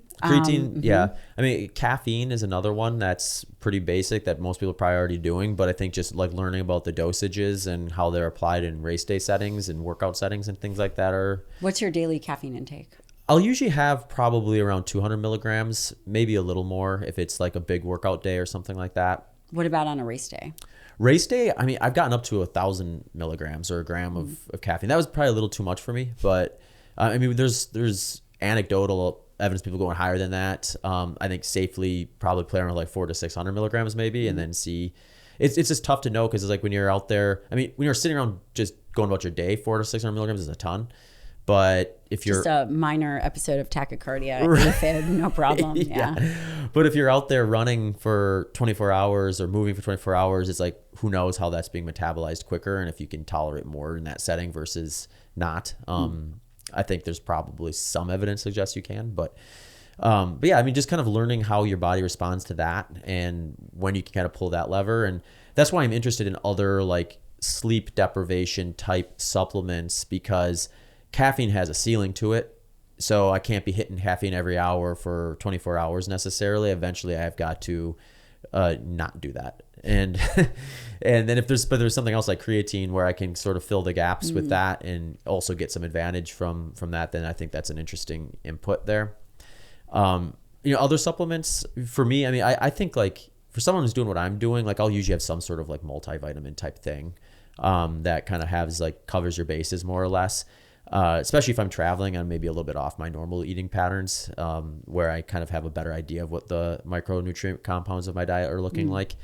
So I think like, I mean, again, like I think if someone really wants to know, rather than like throwing all their money at all the supplements, get a blood test and see where they can optimize on. Always. So Always. like when I get blood tests, like things they'll show up where it's like, I could maybe improve this. So then usually I'll add a supplement around that. So like magnesium is one I'm doing right now. Amazing. So you don't guess, you go, okay, I'm going to get my blood work and I'm going to see where my vitamin D, my omega-3 status is, iron probably. Yep. Various compounds like that. I think that's a great idea. Yeah. And electrolytes are another one too, where especially if you're running in Houston or Austin, like we would be in the summer, it's like I know that I lose 650 614 milligrams of electrolyte for every liter of sweat. So if I go and I do a run for 1 hour in the summer and I weigh myself before and after and figure out about how many liters of fluid I'm going to lose, I can kind of pair that with the electrolyte side too and make sure I'm staying on top of that. So that's another one where you can hack that with diet to some degree by just eating a lot more salt, but eventually like there is a timing side of that too to some degree where I don't necessarily want to be like loading up on sodium for a meal before a run versus spreading it out more evenly with fluids I'm taking in during the run itself. Yeah, I think that's a really good point. And we always use electrolytes in this family. This is actually what I'm drinking. I'm drinking Element. I use that too. I don't know if you've tasted their cans. It's awesome. It's so good. This year I ran my peak event was in June. I ran a 100-miler, not my fastest, but the fourth fastest American time and my fourth fastest. I think it was 11:52. And my training buildup for that, I was using all the Element Sparkle for my electrolytes. It just hits the spot. You can't travel with it, but it tastes great. Right. Yeah. That is unbelievable. What about and exogenous ketones? Yeah. Are you interested in that? Very much so. Okay, tell me about that. And I think this is one where I think like you listen to this podcast in a year and maybe things have changed, but where I see its application right now is in the recovery side of things and in the cognitive side of things, especially for what I'm doing. So if I were to try to do like a really fast, short workout, I probably wouldn't take an exogenous ketones before that. Or if I was going to try to race something that was a little higher intensity, I wouldn't take exogenous ketones before that. Would there be anything harmful? Would it slow you down? You think? Possibly. The research is leaning more that direction. Mm-hmm. Yeah. Where like if you want a PR in the 5K, you could compromise your ability to do that by taking an exogenous ketone. I swear. So I love exogenous ketones. I use them almost every day. And I am telling you, I feel like if I take ketones and then try to perform something quick and fast, I can't. Mm-hmm. I don't know the science behind it. I don't know if it drops my blood sugar or what, but I do not feel good. I've played around with the strategy for this, but so my original strategy is I would take some before a long run, and I noticed it kind of felt like a little awkward in the beginning. Like I had to it took me longer to warm up. And then so I stopped doing it that way and I started introducing it like maybe 45, 60 minutes in, and that seemed to be a lot better of a strategy for me. So if I'm doing something in the easier intensity category, I'll have exogenous ketones during it. If I'm doing okay. And some of that I think the research is like suggestive at least that it can be help with the cognitive side of things. So when you mean cognitive fatigue or and just the ability to kind of like focus versus have your mind be like fluttering in all sorts of different directions and burning a lot of cognitive energy. So like, I do a lot of these races on like a short loop, sometimes as short as like a 400-meter track. So if I'm going to prepare for that race, I'm going to be out on a track doing long runs. So I might be out on a track for 3-4 hours, just going around in circles. And if I'm sitting there just like constantly thinking, okay, I have 100 laps I got to do today, and now I've got 99, now I got 90, that's just not a great headspace to be in. No. So if I can kind of like drive my focus towards something away from the track, it gets easier. And what do you think about? Usually I'm kind of doing what we were talking about at the beginning is I'm trying to visualize like race day settings so that when I get to the race itself, I've got kind of an arsenal of different like visualization things that I can call upon that I was already working on in it's essentially like a simulation at that point. You said that you visualize the race day, the track, kind of where you're at. Do you ever visualize winning or visualize the feeling of winning or what that accomplishment is like? Yeah, one thing I think worked really well for me was when I ran my fastest 100-mile, when I was doing these long runs, I would do like a slight progression at the end where I would cut the pace down a little bit. And that entire long run block, I was basically visualizing like the end of the race where I was telling myself like, as I get further, I can go faster. And you're just trying to like convince yourself that like both physically and mentally that's possible. So you're running on fatigued legs, I can still push harder. And is that what you say to yourself? Pretty much, Or do you have a mantra? Do you have something that you say, like, don't be a quitter? Or there's something that my husband says, I'm not going to share it here because there's a terrible swear word in there. But I don't do as many mantras as I just do. Like, I just like visualize like how it would feel if I was actually like, if this was actually playing out where like, for example, say I'm like running a race and I'm averaging 7-minute mile pace. And then all of a sudden, like, the next 2 miles I get down to 6:55 and then down to 6:50. So I'm picturing myself like closing in on that and thinking about that happening, and then actually doing it in the training too, like actually having that downward trajectory of the pace. But yeah, I mean, it worked well for that race, and I ran my fastest miles at the end of that one. So it was, part of it might have been just cognitively I had more tolerance because I had like ingrained it in my head so thoroughly that I didn't even have to really call upon it. It was just kind of the natural order of the way my mind was working at the time. Have you ever quit a race? Oh, absolutely. Yeah. I mean, it's like you have to fail a ton of these, I think, to find where your true potential is, because there's just really no great way of predicting a goal time. So crashing and burning is a way to kind of figure out, well, that was too aggressive. And then you can kind of like scale back a little bit or adjust a little bit and then try to inch your way forward. So, I mean, for every good race I've had multiples that went backwards where I dropped out or just finished at a really, really slow pace relative to what I started out at. And yeah, a lot. How long do you beat yourself up for when that happens? Not long at all. That's actually probably a strength of mine, is like, for me, and a huge driver for me in this is the exploration of the process and then what it produced. So like, I don't get beat up if like I run a process that I'm curious about and it doesn't work. I just look at that as like, okay, well, that wasn't the answer.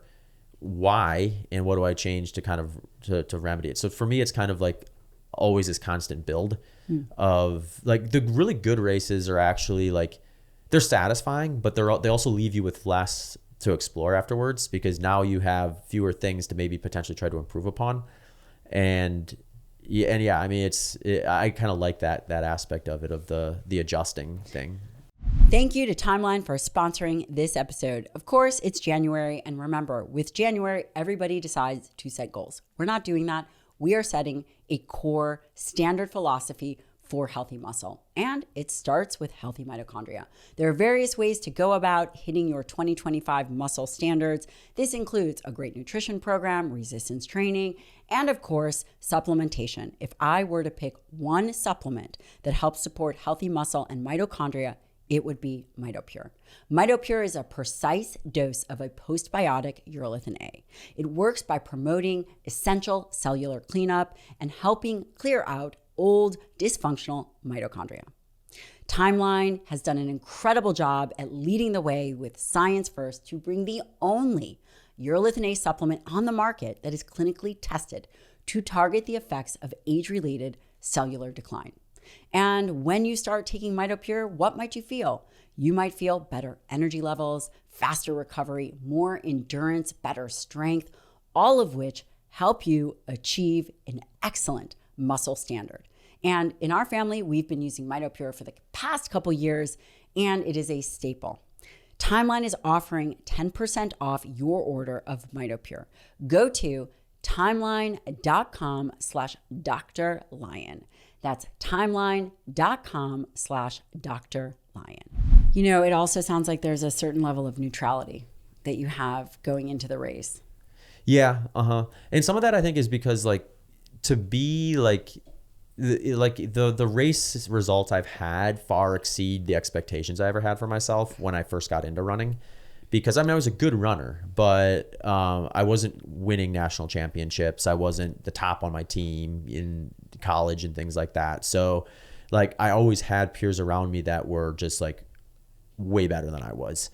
And so like, when I learned to love running, it was for reasons outside of just, okay, I'm doing this because I want to be the best in the world someday. And it wasn't until ultra running came around where I realized I can win things. I can participate at the world stage. I can break world records and things like that. So part of me, I think, just identifies with that earlier version of myself where like, this is something I really enjoy. This is what I like to do. This is where I want to spend my time and energy. And, I'm going to get the value out of it, whether I'm winning races or not. Do you still feel, and this is what you do as a profession? Yeah. And how many hours a week do you train in season? In season, it's probably about 20 on average, and that'll flare up during certain phases and be a little under during others. And then how much of that is recovery? I guess where I'm going with this is, to be the best in the world, is it a full-time job? Yeah, I think it has to be the primary focus, meaning that like I think you should do other things, but they need to be around they need to be centered around that versus them being in the center and the training is center or like sprinkled in as like filling the gaps. So I think to be your best at a sport like ultra running, you have to be looking at it like, okay, I'm going to build out the training that I want, that I know I need to do this right. And then I can use the remainder time for these other things, but they have to fit that schedule first. So if I sit and I have a blank calendar, the first thing I'm putting on there is the training plan. And then I'm looking at it as like, well, what else do I have room for? It's like, well, okay, I've got time to do some podcasting. I got some time to do some coaching, got some time to be, doing everything else and stuff like that I want to be doing. So the other things are filling in the gap mostly. And it's just about figuring out kind of how that rhythm works. And sometimes it's seasonally too. So it's like I don't want to take on too many coaching clients when I know I'm going to be peaking for a big race and things like that, or do consultations as often when I'm higher volume training phase or things like that. And it probably helps that your wife is also right. an ultra She's runner. equally as or more crazy than I am. Yeah. So you guys get to spend time together running and yep. probably talking and hanging out. Yeah. Mm-hmm. Yeah. And I mean, I'm fortunate too that like I've been able to make the running portion of ultra running part of my career to the point where like I can rely on that from an income standpoint to some degree. And that's helpful in that I don't have to take on as many other things as I maybe would otherwise. And when, as you're getting more mature, there's a lot of discussion on hormone replacement in general. So I have a medical practice. We still see patients. I have a great team. And one of the things that we do routinely is hormone replacement. So as guys getting in their, mid to late 30s, but you have certain restrictions, right? Is hormone replacement something that, because think about it. You've got, by the time you're in your 40s, it would make me better. But but is that allowed in sport? Which it's crazy that, is it allowed if it's normal physiological levels? How does that play out? It's basically entirely banned for anybody who's looking to like produce a result that would be of award caliber. Or isn't that crazy though? Think about it. It is weird, yeah. Think about it, right? And I just want to frame this up because I have very strong opinions on this. Is that, let's say a guy is training and maybe they're training 20 to 40 hours and they're sleeping 6 and they're supporting a family, they're doing all these other things, and their free testosterone is 5. Right, yeah. But they still are mentally tough and they want to go do this, and their free testosterone is, or their total testosterone is 305. Right. They are, I suppose that would be low, but could you even replace that just to bring them up to a normal level? Yeah. You look at like, there's the World Athletics. They've got like the World Anti-Doping Agency that kind of draws the line as to what you can and cannot have both in season or in competition and out of competition is usually the way it gets divided. So there are things like that I can take just in my day to day, but within like a 24-hour time period of competing, I can't have in my system. And then there's things that you just outright can't have, which are basically all the hormone replacement type stuff. What about a woman in menopause?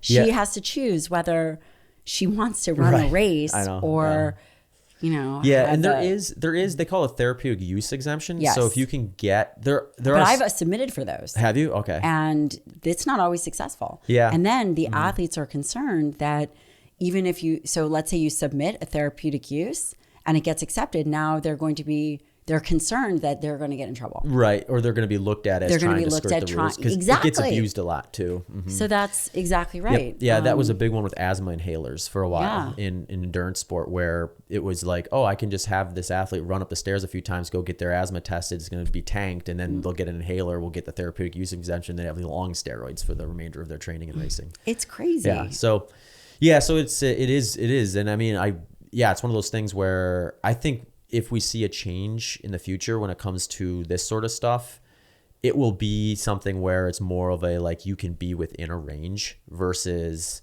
do you have a synthetic in you or not?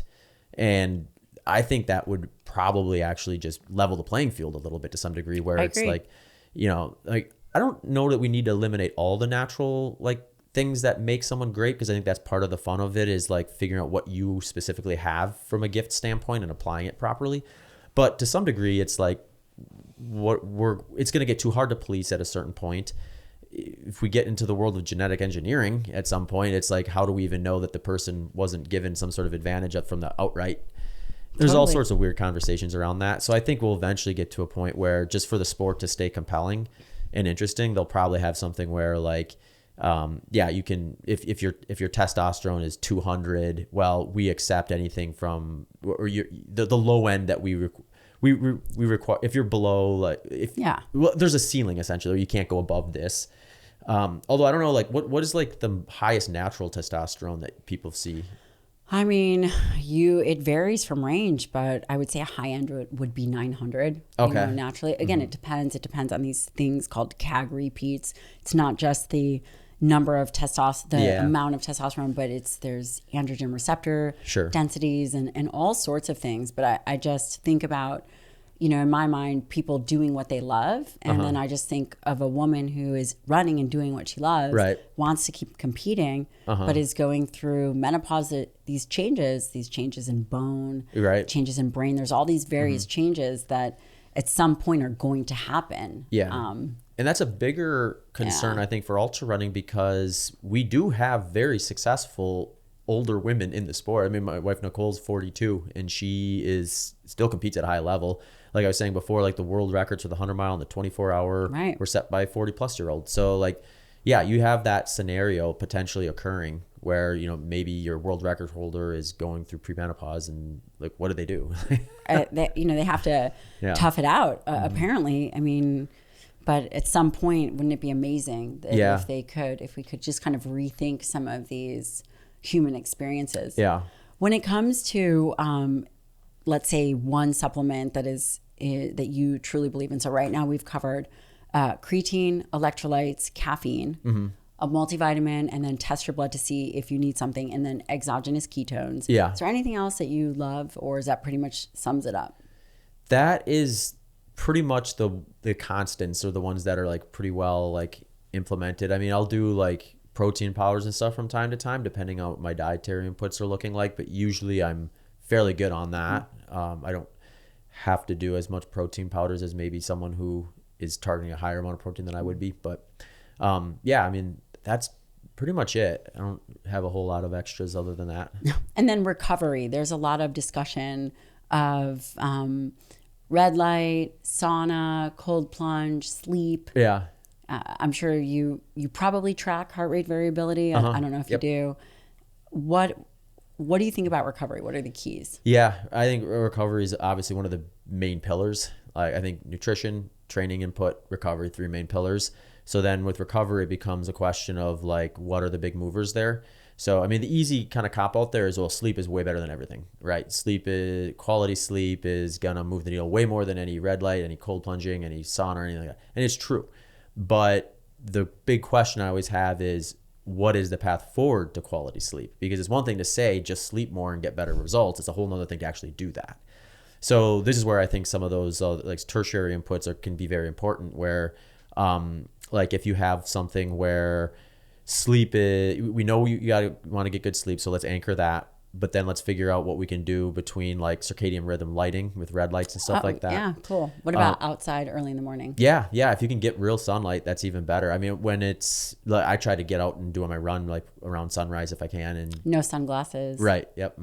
Yeah, get that exposure right away, and that's a good. I'll do red light stuff. I got a little red light lamp that I'll sit in front of in the morning sometimes if it's dark. This time of year it doesn't get light until like 7:15 or something like that. Slackers. Yeah. So you don't get that 5:30 morning sun that we get in the summer. And I tend to be a little more of an early person anyway, so I'd like to get out sooner rather than later, especially if it's going to get hot. So and then I think like other things too. It's like depending on how you respond to it. I know like Nicole, if she does a cold hot contrast, so like cold plunge, hot plunge, cold, like 15 minutes of that, she gets really relaxed and really sleepy. So for her, it's like if she's having a hard time falling asleep or something like that, having some of that in her protocol so that she improves her sleep quality, even though it's maybe not that's improving her recovery. It's the fact that it's allowing her to sleep better, which is improving her recovery, are where I think those tools get really interesting. Yeah, I think that's a great perspective. It might not be the thing, but it's the thing that leads to the next important pillar, which is sleep. So I have one more question for you, and then I'm going to let you go for a run. Yeah, right on. What is next for you? Yeah, I've got some fun stuff coming up. I think I am still really excited about the 100 mile and the kind of like these like inside a 24-hour type events, because I think there's still potential for me to run faster than I have. There's been new technologies in the sport like super shoes, where like one of my claims to fame, I think, is like when I broke the 100-mile world record. I think that was the only running world record that was done in a non-super shoe that and year. The super shoe has some kind of spring or something. It's like right? an efficiency thing where it'll improve your efficiency. So like there's gonna be less breakdown. You'll carry a faster pace at your VO2 max or any intensity for the most part. Yeah, so like, you know, I've got some targets in the future, the short-term future, to try to run some fast 100-milers. There's some like trail races I really want to do, like the Vermont 100. I haven't done that before. I'd like to do that one. And then after that, I'd like to get into some longer stuff too. Like I'd really like to, I've done some 24-hour races, but I've just failed terribly at them every time. So that would be what, 200 miles? That the world record is 198.6 for that right now. So if I wanted to chase that, it would be close to 200. So, that the guy who's got the world record for that is head and shoulders above everyone right now. So that's like a really high ceiling at the moment. But yeah, just figuring it out, just being able to walk away saying, okay, I executed that 24-hour right would be what I'd be wanting to get there. And the number would be a driver for me, but it probably wouldn't be the primary objective. And I'd like to do some of these multi-day things at some point too. Like we were chatting a little bit before I hit record, like there's this event, the 6-day. And it used to be the most popular ultra marathon. People think of ultra marathon as something relatively new. They date back into the 1700s. Madison Square Garden used to host 6-day events. Those were the peak runners back then. Like that's how many miles did they run? Oh, that's a good question. It was the world record back then, I think, got into the 600s. So 600 miles? Yeah. Yep. It's actually no wonder they'd shut that down. Right. Yeah. Yeah, so they made it illegal, I think, in the early 1920s. And did people die from that? Oh, I'm sure people did. I mean, it was wild back then. It was like, I mean, there was like, we're talking about like performance enhancing. People were doing like cocaine, all sorts of stuff, like, you know, painkillers, everything, you name it.